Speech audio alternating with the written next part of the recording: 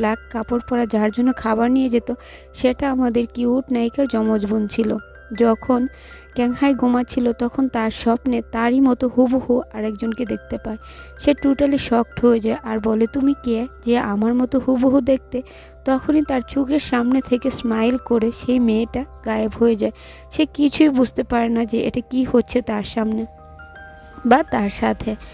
তারপর দেখানো হয় সে যখন গায়েব হয়ে যায় তখন সে ভাবতে থাকে ওটাকে। তখনই সেখানে চুকং চলে আসে, এসে বলে, তোমার কি হয়েছে? তুমি কি স্বপ্ন দেখতেছিলে?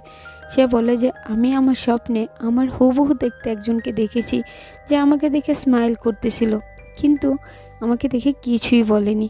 তখন সে বলে যে এসব কিছু চিন্তা করো না তো। তখন সে বলে, আচ্ছা বিয়ের কি করলে? তাড়াতাড়ি বিয়েটা করে ফেলে ভালো হয় না? তুমি আর আমি দুজন মিলে তারপর পুরো দায়িত্ব সামাল দেব। একে একে আমার সামাল দিতে সব কিছু অনেকটাই হিমশিম খেতে হচ্ছে।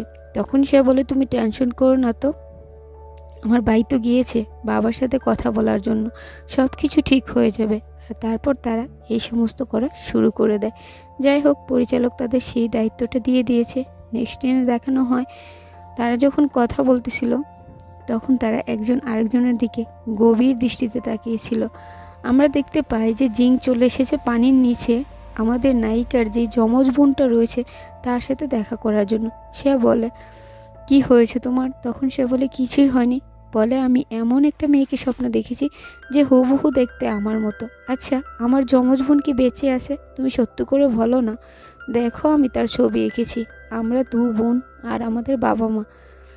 তখন সে বলে যে আমি এখন এর বাইরে যেতে চাই, আমি আমার বোনকে দেখতে চাই। তখন সে সমস্ত ছবিগুলো সেখান থেকে উড়ে ফেলে দেয় আর তাকে বলে, আপনাকে এখানে বন্দি থাকতে হবে সবার ভালোর জন্য। এই বলে সে তাকে বন্দি করতে থাকে। সে বলে, তুমি এটা কি করে করতে পারো? আমি কেন বাইরের দুনিয়া দেখতে পারবো না? আমি কেন আমার বোনকে দেখতে পারবো না?